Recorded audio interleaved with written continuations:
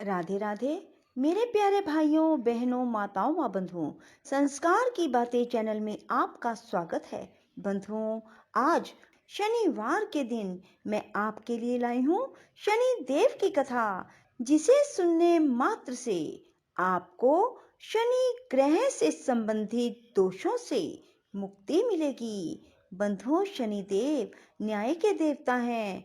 बंधुओं, शनिवार के दिन शनि देव की इस कथा को अवश्य सुने और शनि ग्रह दोषों से मुक्ति पाएं। बंधुओं, शनिवार के दिन शाम के समय आटे में शक्कर मिलाकर चींटियों को देने से कर्जे से मुक्ति मिलती है। सो बंधुओं, यदि आप पर भी कोई कर्जा चढ़ा हुआ है तो आज शाम को आटे में शक्कर मिलाकर चींटियों को अवश्य दें। बंधुओं, यदि आपने हमारे चैनल को अब तक सब्सक्राइब नहीं किया तो जरूर करें और बेल आइकन दबाना ना भूलें, ताकि आपको हमारी आने वाली सभी वीडियोस की जानकारी सबसे पहले हो सके। बंधुओं, वीडियो को पूरी सुने। सुनने के बाद कमेंट बॉक्स में जय शनिदेव जरूर लिखें। बोलो शनि देव महाराज की जय हो। एक समय सूर्य, चंद्रमा, मंगल, बुध, बृहस्पति, शुक्र, शनि, राहु और केतु, इन नव ग्रहों में विवाद हो गया कि हम में सबसे बड़ा कौन है। जब आपस में कोई निश्चय ना हो सका तो सब देवराज इंद्र के पास गए। कहने लगे, आप सब देवताओं के राजा हैं, इसलिए आप हमारा न्याय करके बताएं कि हम नवग्रहों में सबसे बड़ा कौन है। राजा इंद्र इनका प्रश्न सुनकर घबरा गए और कहने लगे, मुझ में सामर्थ्य नहीं कि किसी को छोटा और बड़ा बताऊं। मैं अपने मुख से कुछ नहीं कह सकता। हाँ, एक उपाय हो सकता है। इस समय पृथ्वी पर राजा विक्रमादित्य बहुत बड़ा न्याय करता है। आप सब जाकर उनसे फैसला करा लो। यह सुनकर सभी देवता चलकर भूलोक में राजा विक्रमादित्य की सभा में आकर उपस्थित हुए और अपना प्रश्न राजा के सामने रखा। राजा उनकी बात सुनकर बड़ी चिंता में पड़ गए कि मैं अपने मुख से किसको बड़ा और किसको छोटा बताऊं। जिसको छोटा बतलाऊंगा वही क्रोध करेगा। परंतु उनका झगड़ा निपटाने के लिए राजा ने एक उपाय सोचा और उसने सोना, चांदी, कांसा, पीतल, शीशा, रांगा, जस्त, अभ्रक और लोहे धातुओं के 9 आसन बनवाए। सब आसनों को क्रम से, जैसे सोना सबसे पहले, लोहा सबसे पीछे बिछाए। इसके पश्चात राजा ने सब ग्रहों से कहा, आप सब अपने अपने आसनों पर बैठ जाएं। जिसका आसन सबसे आगे वह सबसे बड़ा, जिसका आसन सबसे पीछे वह सबसे छोटा जाने। क्योंकि लोहा सबसे पीछे था, वह शनिदेव का आसन था, इसलिए शनिदेव ने समझ लिया कि राजा ने मुझे सबसे छोटा बना दिया। इस पर शनि को क्रोध आया और उसने कहा कि राजा, तू मेरे पराक्रम को नहीं जानता।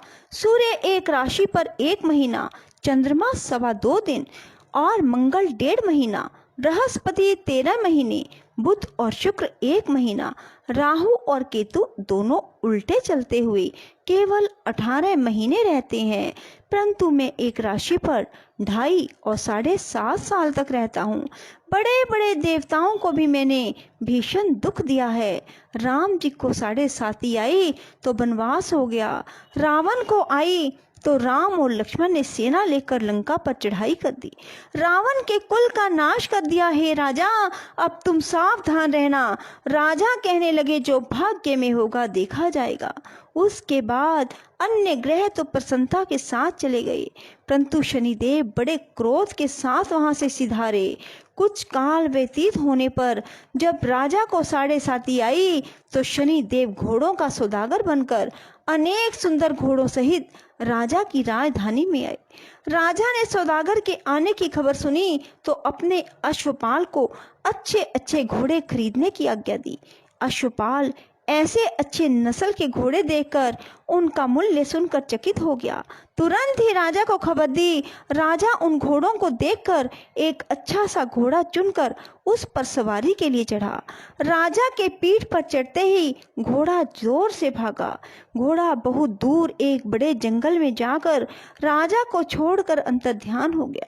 इसके बाद राजा अकेला जंगल में भटकता रहा, परंतु देर के पश्चात राजा ने भूख और प्यास से दुखी होकर भटकते भटकते एक ग्वाले को देखा।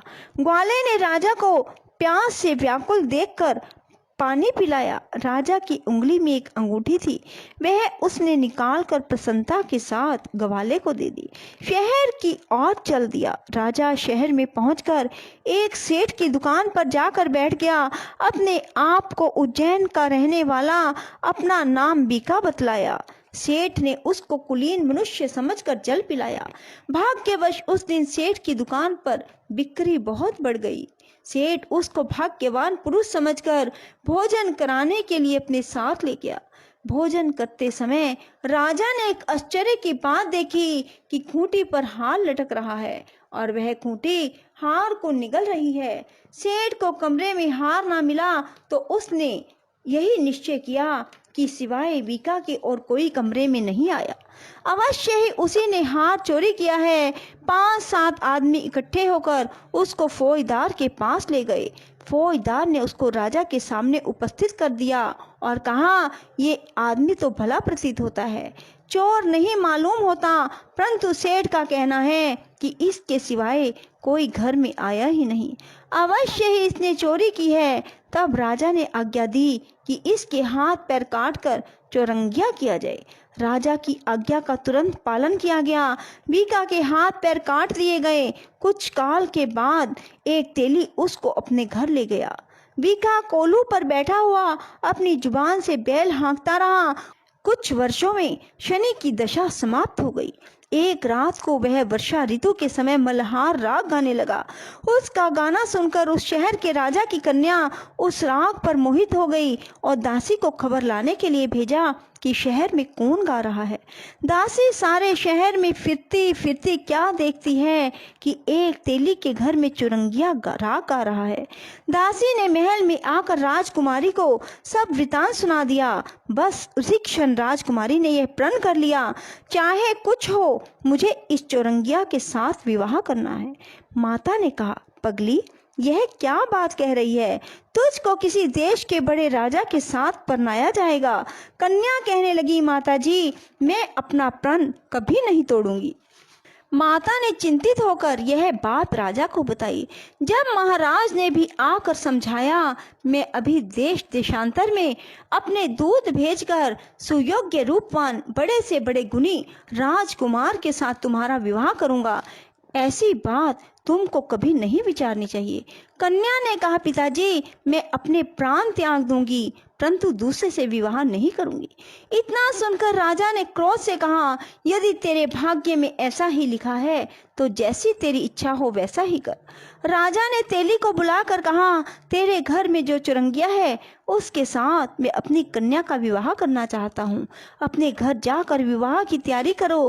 राजा ने उसी समय राजकुमारी का विवाह चुरंगिया विक्रमादित्य के साथ कर दिया।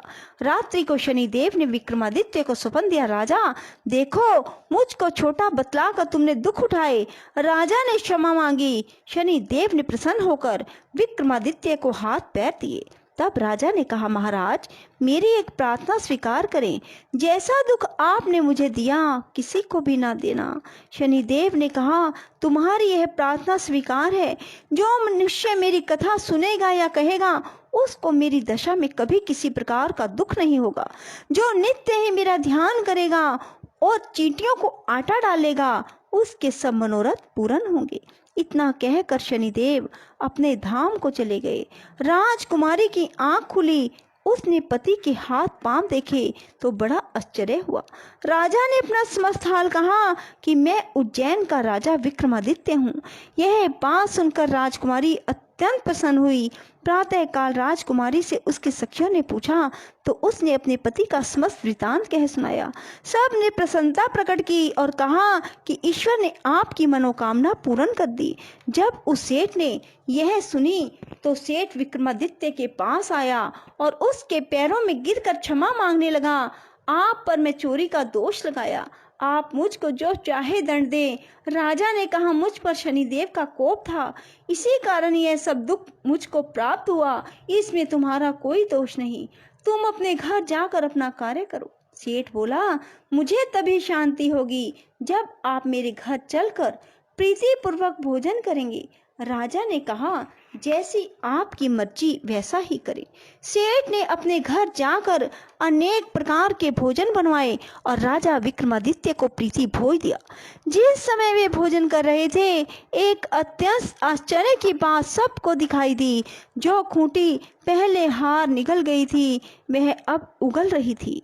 जब भोजन समाप्त हो गया तो सेठ ने हाथ जोड़कर बहुत सी मोहरें राजा को भेंट की। कहा कि मेरे श्री कंवरी नामक एक कन्या है, उसका पाणिग्रहण आप करें। उसके बाद सेठ ने अपनी कन्या का विवाह राजा के साथ कर दिया और बहुत सा दान दहेज दिया। कुछ दिनों तक वहां निवास करने के बाद विक्रमादित्य ने शहर के राजा से कहा, अब मेरी उज्जैन जाने की इच्छा है।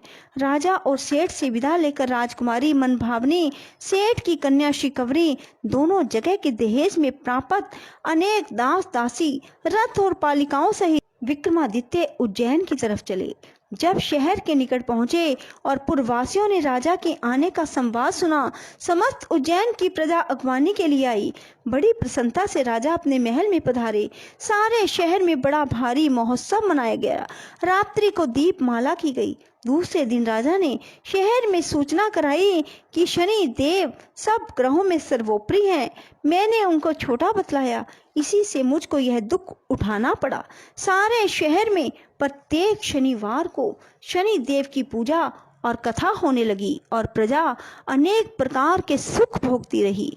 जो कोई मनुष्य शनिवार की कथा को पढ़ता अथवा सुनता है, शनि देव की कृपा से उसके सब दुख दूर हो जाते हैं। बोलो शनि देव महाराज की जय। राधे राधे, जय श्री कृष्णा।